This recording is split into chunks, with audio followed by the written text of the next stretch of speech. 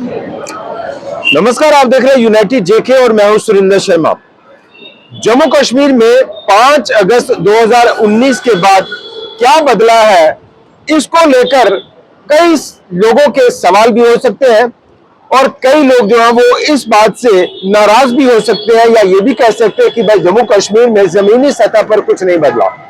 लेकिन हकीकत यह है कि 5 अगस्त 2019 के बाद जम्मू कश्मीर में अलगाववाद पर एक बड़ा प्रहार हुआ है। आतंकवाद पर लगातार चोट की जा रही है और आतंकवाद का पालन पोषण करने वाले जो लोग हैं, जो इस टेरर इकोसिस्टम का हिस्सा है, उनके ऊपर लगातार जो कानूनी कार्रवाई है वो हो रही है और अब तक कई ऐसे लोगों को जेल की सलाखों के पीछे डाल दिया गया है। पत्थरबाजी का दौर खत्म हो गया, अलगाववादियों के हड़ताली कैलेंडर खत्म हो गए और ये सारे हालात जमीनी सतह पर बदले हैं। सरकार ने विकास के लिए, रोजगार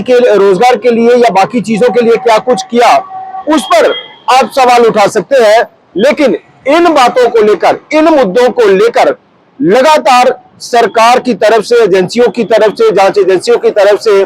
जो परत दर परत जो है वो खोली जा रही है। और बड़ी बात यह है कि वो दौर 1999-90 का वो दौर जब आतंकवाद की कश्मीर में शुरुआत हुई, कश्मीरी पंडितों का पलायन हुआ और उस पूरे दौर में जिन जिन लोगों ने भी आतंकवाद का साथ दिया, जो खुद आतंकवादी थे और कश्मीर में उन हालात को पैदा करने वाले जो लोग थे, वो अब तक खुलेआम आम जिंदगी जिस तरह से जी जाती है उस तरह से जो है वो व्यतीत कर रहे थे, जी रहे थे। लेकिन अब ऐसे लोगों की जो फाइलें हैं वो खोली जा रही हैं और आतंकवाद के उस दौर में, 1990 के उस दौर में जब कश्मीरी पंडितों को पूरी तरह से निशाना बनाया गया था,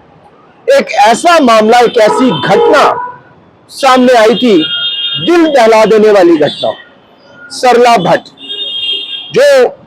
27 वर्षीय सरला भट्ट थी, जो नर्स थी, उसके साथ सामूहिक बलात्कार किया गया, फिर उसको मौत के घाट उतार दिया गया और उसके परिवार को भी धमकियां दी गई कि भाई सरला भट्ट का जो अंतिम संस्कार है वहां कोई नहीं जाएगा और पुलिस में कोई नहीं जाएगा और इस मामले पर आप खामोश रहिए, नहीं तो आपको भी गोलियों से भून दिया जाएगा। अब जो खबर आ रही है ये कि सरला भट्ट का जो मामला है वो 35 साल के बाद वो जो फाइल है वो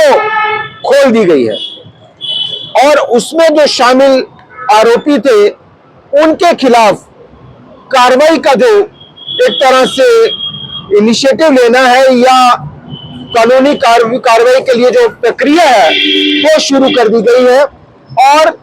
इसके अलावा कई ऐसे मामले जो है वो बताए जा रहे हैं कि उनकी फाइलें भी जो है वो खोल दी गई है और उसके मुताबिक जिस तरह से आप देख भी रहे हैं कि यासीन मलिक और अन्य कई आरोपी पहले से जो है वो जेल की सलाखों के पीछे हैं और जो नर्स थी सरला भट्ट, उनकी फाइल भी करीब 35 साल बाद जो है वो खोली जा रही है।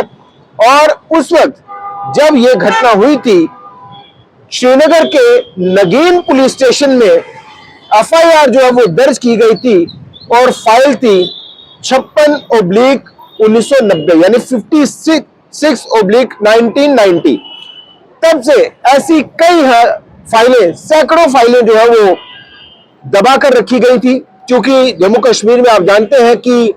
समय समय पर उस वक्त जो है वो किसकी सरकारें रही। डॉक्टर फारूक अब्दुल्ला तब जो है वो मुख्यमंत्री थे और उनके दौर में ही ये सारा खेल जो है वो शुरू हुआ। लेकिन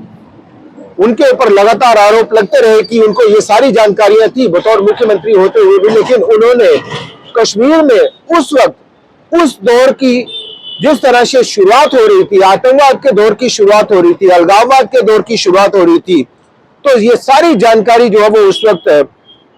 फारूक अब्दुल्ला को थी, लेकिन उन्होंने कुछ किया नहीं और नौबत यहां तक आ गई कि एक मास माइग्रेशन जो है वो वहां पे हुई। कई लोगों को जो है वो निशाना बनाया गया, उनको मौत के घाट उतार दिया गया और तब से लेकर आज तक जम्मू कश्मीर जो है वो आतंकवाद की मार झेल रहा है। लेकिन इसके ऊपर ये जो फाइलें उस वक्त जो है वो दबा कर रखी गई थी, अब भारत सरकार की ओर से कहे या गृह मंत्रालय की ओर से कहे या उपराज्यपाल मनोज सिन्हा की ओर से कहे, तो ये सारी फाइलें जो है वो धीरे धीरे से खोली जा रही है। और सरला भट्ट जो नर्स थी उसकी फाइल भी करीब 35 साल बाद जो है वो खोली जा रही है। और उम्मीद की जा रही है कि उस वक्त जो लोग इस पूरे कांड में शामिल थे उनको जेल की सलाखों के पीछे भेजा जाएगा। और कई सारे लोग पहले से ही अलग अलग मामलों में भी जेल की सलाखों में जो है वो जेल की चक्की पीस रहे हैं। और इसमें कई और जो केस है वो भी खोले जा रहे हैं। हम आपको बताएं कि 1990 में श्रीनगर में कश्मीरी हिंदू ने सरला भट्ट का जो अपहरण और उसकी जो हत्या की गई थी वो खुल रहा है। इसके अलावा 1996 में श्रीनगर में सुरक्षा बलों पर गोलीबारी का एक मामला था, वो खुल रहा है। 1997 में संग्रामपुरा बड़गाम में नरसंहार हुआ था जिसमें 7 कश्मीरी हिंदुओं की हत्या की गई थी, वो फाइल भी खोली जा रही है। और 1998 में बंगामा गांदरबल में 23 कश्मीरी हिंदुओं का नरसंहार जो है वो किया गया था, वो फाइल भी खोली जा रही है। और 1990 में अनंतनाग में एक मशहूर कवि हुए हैं सर्वानंद कौल प्रेमी, और उनके पुत्र को अगवा करके जो है वो पेड़ पर लटका दिया गया था, गोली मारी गई थी उनके माथे पर, वो फाइलें भी खोली गई हैं। यानी ये जितने भी कश्मीर में नरसंहार हुए हैं वो सारे मामले जो दर्ज होते रहे, पुलिस स्टेशन में एफआईआर जो है वो लगती रही, इन पूरे मामलों की फाइलें बनती रही, लेकिन इन फाइलों के ऊपर कोई कार्रवाई नहीं हुई, ये फाइलें खोली नहीं गई, इन फाइलों को दबाकर रखा गया। और आपने देखा भी, फिर एक पिक्चर भी इसके ऊपर जो है वो पीछे रिलीज हुई थी, बनी थी, कश्मीर फाइल्स। और उसी के तहत ये माना जाए कि ये सारी फाइलें, अगर एक टाइटल इनको दिया जाए कश्मीर फाइल्स, तो कश्मीर फाइल्स के तहत 1999-90 के दौर में, आतंकवाद के दौर में जितने भी नरसंहार हुए, जितने भी लोगों को मौत के घाट उतारा गया,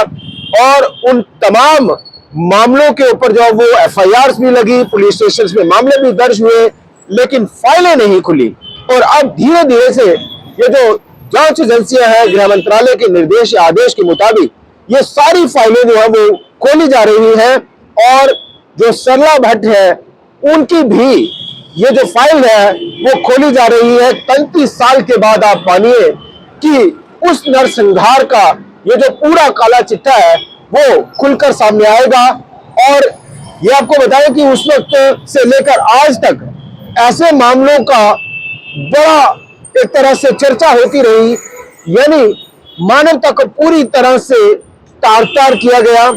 या किसी भी तरह से इतनी निशंसता के साथ जो है वो आतंकवादियों ने उस दौर में जो है वो मौत का खेल खेला, मौत का तांडव किया। लेकिन अब ऐसे गुनाहगारों को सरकार, जांच एजेंसियां जल्द से जल्द इन तमाम मामलों की फाइल खोलकर इनको कानूनी कार्रवाई के तहत जेल की सलाखों के पीछे भेजने की तैयारी में जुट गई है। फिलहाल इतना ही, देखते रहिए यूनाइटेड जेके। नमस्कार।